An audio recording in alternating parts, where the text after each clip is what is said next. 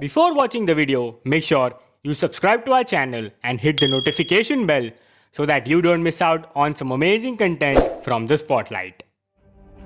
There's a famous quote which says that to win a marketplace, you must first win the workplace. And who better a job can a person do than an HR professional? But there are various myths about HR that today we are going to bust. In this brand new episode of the Entrepreneur Talks, we have with us the founder of the Proud HR Services, Mrs. Shivani Bose. So without further ado, let's dive right into it. Thank you, ma'am, so much for coming here. How have you been? I've been wonderful. Thank you so much. So ma'am, my first question is that before starting your entrepreneurial journey, or let's say your corporate life, how were you as a college going student, or let's say a daughter? So college going student, let's start from school. I think better is school was a lot of fun. I was studious, extremely ambitious, doing well. Then college came and I was bit by that MBA bug. I wanted to do MBA like all my classmates wanted to do. So in college I was hardly present. Most of the time I was pursuing my MBA classes because I was very sure that I wanted to crack my CAT. So most of my college days went there, bunked a lot of classes, but I bunked generally for studying for my MBA. So right from the, let's say, school life, you were studious, or were you more into sports and athleticism or anything like that? I was studious in the sense the teachers would consider me studious because I'm good at building a particular image, that okay, she's studious. I looked like a studious student and I scored well because I had a good brain. And though I didn't spend a lot of time studying, especially in college, I used to sit at a space which was actually the first seat but towards the corner. So nobody could actually see what I'm doing and they would think she's the she is sitting in the first bench. So she would definitely be studying while I was watching outside. I love to be in the nature, so I would keep looking outside what's happening, how many students are coming, how many are going. So yeah, I did that during my college time. Also, I did study for my MBA. Right. So ma'am, right now there is, the degree of MBA is more or less saturated because there are a lot of institutes coming up and there are a lot of courses available. People are also, moving abroad and studying MBA and doing lots of things. And management as a field has been a little saturated over the last decade. But during your time, what was it like? What was the situation like? Like students, like you said, you also wanted to prepare for CAT and everything. And MBA used to be a very prestigious degree. Yes. And DU was, one of the pioneers and still is one of the pioneers in the field of management. So how was the journey like in the MBA, if you could share with us? So MBA was interesting. Initially it was quite a shock for us. Like I have throughout studied in a girls' school and I come from a small town, I'm from Chandigarh, and I suddenly reached Delhi, which is obviously a metro. And it not just was my institute a co-ed, my hostel was also co-ed. So the first shock was that, okay, boys and girls staying together. So though we had different floors, but still it was quite a shocking thing. Then if we talk about the classes, it was extremely grilling. As in we would have classes 8 to 8 and after that we would have group assignments which would ensure that all of us would stay awake till at least 2 or 3 in the night, again morning the same grind. And one thing that was very interesting that they did for all of us, they ensured that if you don't like someone, that particular person would stay in your group throughout till you kind of patch up with the person. So there was one guy in my group with whom I had a fight right in the beginning. And both of us had this big ego. So neither he wanted to make up, neither did I. So till 2 years we were in the same group. Because the teachers would know that they are still not made up, so we would again come in the same group. And this really helped because when you are working in a corporate, you don't know whom you're going to work with. Your boss can be as worse as possible and then you learn how to deal with him. So definitely my 2 years for MBA taught me a lot of things which a lot of schooling and my college education did not. So ma'am, right after you completed your MBA, you started with your corporate life.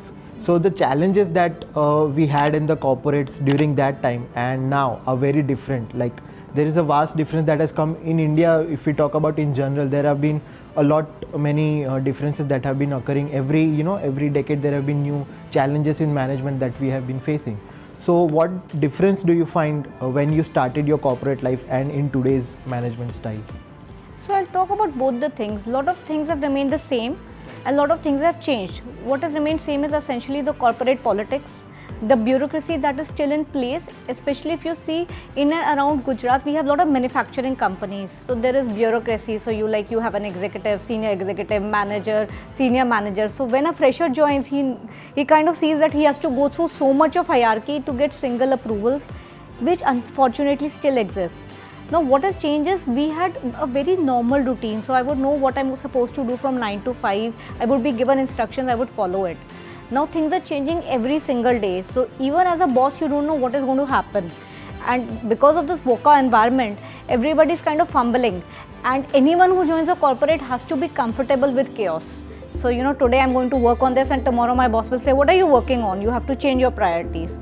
So, things are very, very ambiguous, very fluid, and we need people who can work through this. Also, I think creativity is a need of the hour. Like today in my team, I would hire a lot of young people, millennials, because I think they're creative, they think differently, which is much more valued today than it was at our time. So, what they wanted from our time was they wanted commitment, they wanted someone who would follow instructions. Now they want someone who can find solutions, because every single day we have a problem and we're looking at people who can come up with something different. We can say that it has become more problem solving oriented rather than job oriented. Exactly. Like there was a monotonous life, but the startup culture that has been building on, I think that has got a lot of eyeballs towards younger audiences and younger people, that they're attracted towards them because they want to get involved in the business process. So I think that's a big change, don't you think? Yes, I think startups have definitely helped. Then I think the value of opinion of a millennial has increased too much. Right now, like I was involved with back-to-back sessions for Women's Day, and you are supposed to give gifts. So typically, who would decide a gift? HR head. So I had this company known as ITEX, where the youngest possible employee, she's just joined, she decided what they have to give. So they gave these fridge magnets with the photograph of the employee there, which everybody loved. Now coming from this idea, I asked her HR manager, how did you get this idea? So she said, I always decide I wanted someone with a very, very different perspective. And that's how she asked the most junior person there, who was absolutely fresh, okay, you go and decide. And everybody loved the idea. So now the acceptability of ideas is very high. If I think of my time, if I would have given an idea to my boss, nobody would have cared. So now they're not just caring on it, they're also implementing those ideas, which is absolutely phenomenal.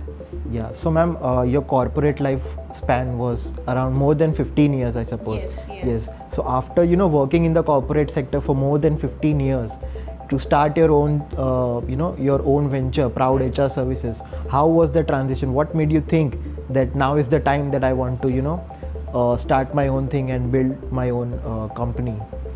Okay, so a lot of things happened during this time. One thing was when I was working my job, I was kind of getting bored.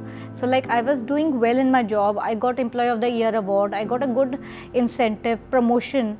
But then, I was at that table where everybody would come and say, you're doing a good job. Nobody could tell me, okay, this is where you need to work on. This is the learning for the day. So I was getting that, okay, my, learning is getting stagnated. And I didn't want stagnation in my life.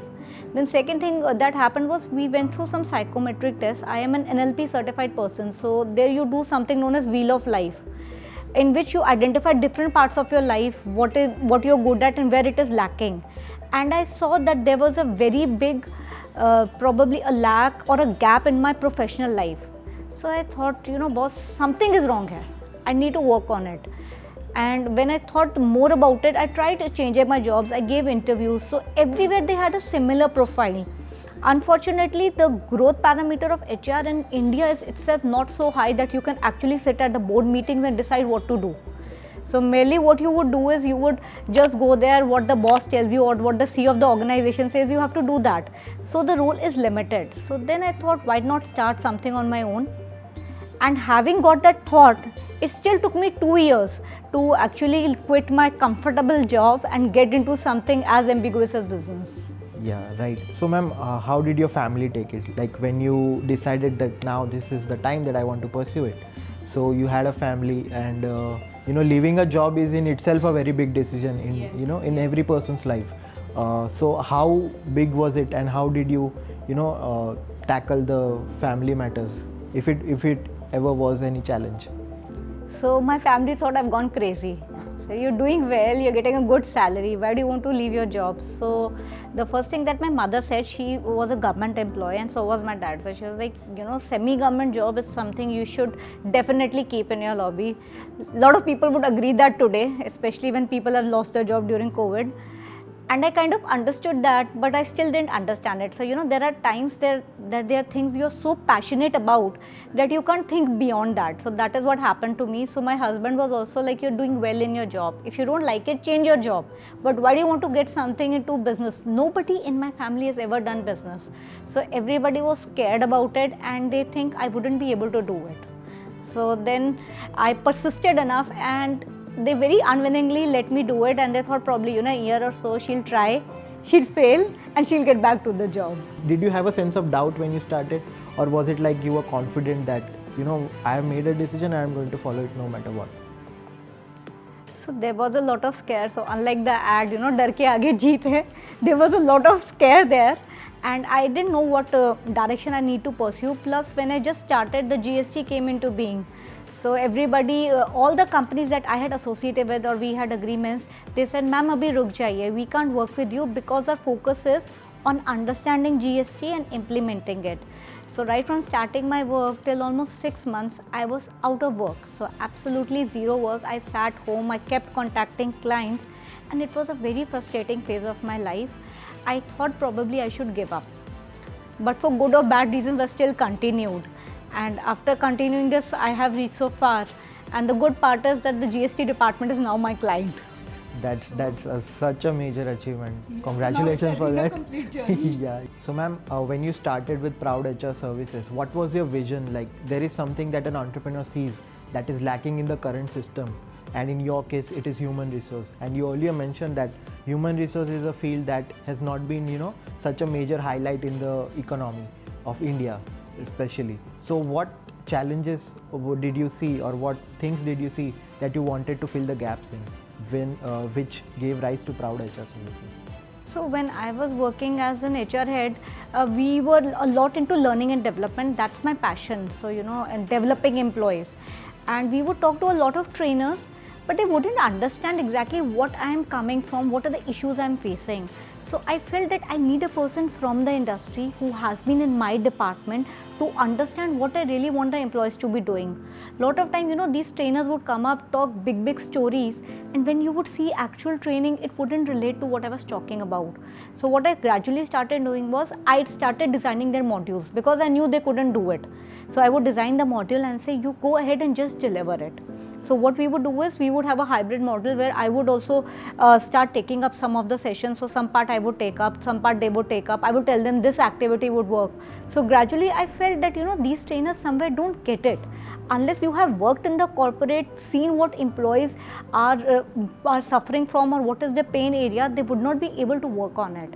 And that is the area that we have addressed by forming Proud HR Services. So like, I have worked in the industry, I typically understand what an HR manager, his problems would be like, what a sales manager problem would be like, what the CEO is expecting from the employees, and we try and bridge that gap. Right. So there are certain myths that are associated with HR, especially in India. Like when I was in college, most of the people that I talked to, like they told that either you go for finance, either you go for marketing, because there is no scope in HR. Like there is no growth. Let's say even if there is a certain amount of money that you'll get, but there is no growth as such in the field of human resources. So what is that myth all about, and how can we change it? I think that is definitely a myth. When this COVID situation happened, all the managers of the organization, be it operations, be it a plants guy, be it finance, all were just sitting down and waiting for the HR guy to take hold of the entire scenario. So who decided what the protocols would be, how many employees should be in the office, how to get the laptops ensured that they reach their home, how to ensure there is a policy from work from home. Everything was done by the HR department. And once the lockdown opened, again there was a strict list of norms which government was changing every second day. So they went through it, they've got all the approvals in place, ensured that the employees are safe. And again, if the people start working in the office, a COVID case comes up. Now what to do? All these things were very new for the organization, and all managers were fumbling. We don't know what to do. So they all looked up to HR. and HR is the one who decided, okay, this is what we are going to do. So any organization which had a clearly positive and strong HR survived, was also able to make a lot of profits, like IT organizations, and where the HR was weak or mainly transactional in nature, they could not perform. So now I think the role of HR has gained a lot of importance for a lot of people who could not understand, and it will continue to gain a lot of importance. What I feel is when you start your career in HR, it might be difficult to land your first job, because in every company you might hire 10 people in sales, but you would hire 1 or 2 people in HR. The growth there is definitely there, as long as you're willing to learn. So that is the only mantra. You are willing to learn, and you don't say, okay, I don't want to work in recruitment, or I don't want to work in learning and development. So learn as much as possible and you will definitely grow. There is certain notion that the jobs would be reduced considerably going forward because of the automation, and many people would be losing their jobs. So how important is the role of HR in such a case, where you know that people are going to fear that if they don't have a technical background, if they don't adapt to this artificial intelligence or learning, machine learning and everything. So how do you think an HR role becomes important in such a scenario? As of now, there has been a lot of talk about AI being used in HR, and using Alexa and using all these things for interviews. So what I feel is there's a personal touch there which would be missing, and how would you cover up that? Like, we also did a lot of online sessions at this point of time, and we did an offline session. The kind of impact you generate in an offline session wouldn't ever happen in an online session. Similarly, a lot of people have brought up these LMS systems which they have used, but they are not getting results. So I'm sure they can use AI for a lot of things, probably for payrolls, which is more transactional system, but where you need to interact with people, understand what is the pulse of the organization. Mainly numbers cannot do that. They can definitely help.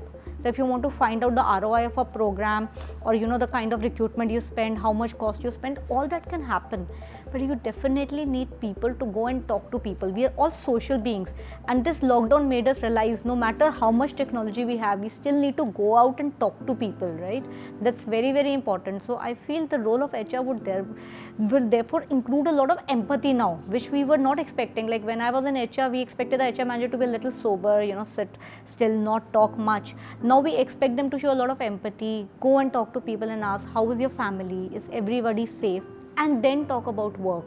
Organize events from them where there is a need for them, like something like stress management, something into yoga, which would help the employees as a whole. So I think empathy is what we are looking at rather than a lot of automation. That's my personal say for it. What do you think, is there a gap between the academic that are in place and the actual requirements of the industry? I think definitely the gap is very wide between what academics teach and what is the real environment. Like, I have a lot of interns who are pursuing their MBA, some of them are pursuing the BBA, and they say, okay, we've heard about delegation, about bureaucracy, and here we see this is happening, these are the issues we are facing. So unfortunately, a lot of things academics cannot handle, and they're trying their best. So that's why they allow these projects where you go to the industry and actually see what's happening. But I think our course curriculum overall, right, I would say right from nursery till the post-graduation level needs a lot of overhaul.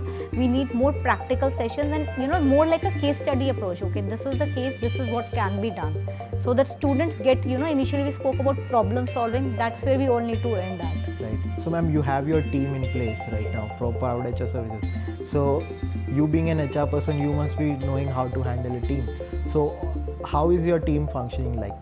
Do you have, what kind of environment have you created in Proud HR Services that that makes people, that makes your employees felt safe, secure, and at the same time they are ready to take the next step forward and you are ready for growth? So one thing we started was, I have always believed in women empowerment. So I gave an option to a lot of women who are working with us. So except for one guy who's in Delhi, rest of the team is all women. And we have given them a lot of options. Like, I have a lot of women employees working with me who cannot work full time because of certain family issues or personal commitments. So some of them would work part time, some of them would work full time, and we have people from all backgrounds. So I have someone from arts background, I have someone from engineering background, so that we all get together and decide what's the best for the company. And I personally still feel that the best of the ideas that we get are still from the millennials, because these young people come up from nowhere and they come up with an idea. Like, one of my intern told me, let's use a comedy talk in one of our training. Training and a stand-up comedy. doesn't go hand in hand. So we had a lot of discussion, brainstorming, and she finally convinced me. Then there was one video of this movie Pyar Ka Panchnama, so there's a big monologue. So she said let's use it, and it also has abuses, right? So I was very skeptical, but she convinced me. It was a total hit. So I think my team's major strength is also these millennials, young people coming up with such brilliant ideas which even I can't think. So I think where my thinking stops, their thinking just starts. So I'm talking about mistakes or challenges. What were the initial challenges that you sort of faced in Proud HR Services, and how did you manage to cope with it? So like I shared one challenge that I was out of work for 6 months. Then another challenge that I faced was I was a known HR professional. So people would know that okay, Shivani is there, and anyone who knows you as a friend does not give you work. And it is not just for me, any professional you go to has faced the same thing. Your friends, if you open a shop today, they will not go to your shop, they will go 2 kilometers away and buy from there. Somehow it's in India, we don't encourage each other. That's what I faced. Anyone who was a professional valued me as a professional and gave me the opportunity to work. And for other people, it has been they still feel okay, skeptical, or they feel okay, it shouldn't happen that she should get ahead of me. So that is also the insecurity people operate from. Right. So what are the few things that an entrepreneur should keep in mind, while starting their own venture or something that you faced or that you encountered, and that you would like to share with our audiences that they should keep in mind while starting off a new venture, be it in any field? So the first thing is you need to identify what your passion is, be in that field. Then you need to have a vision. Okay, this is what my product or service is like. This is where I see myself 5 years from now. And post that, this is the execution process I have. So that vision has to be clear.